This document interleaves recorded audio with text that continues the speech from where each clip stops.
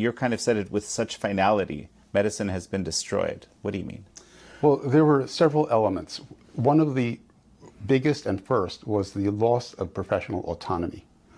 Doctors lost control of their practices. They turned them over to corporations and large insurance companies, if you will. They stopped being able to bill directly for their services. They gave that up. Many of them, not all, but most, gave it up. And therefore, they became employees more than actual bosses of their own practice. And they had to then answer to their corporate or other bosses. And they couldn't really practice unfettered medicine the way they were trained to. That was a huge thing, the loss of professional autonomy. Then they lost their scientific roots, which is the evidence-based medicine story, and we'll get into that as well. But also, and even more important, they lost their ethical mooring.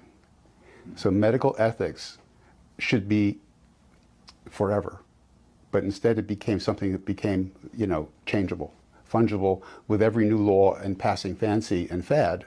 And we are seeing the complete destruction of medical ethics, without which you don't have a profession.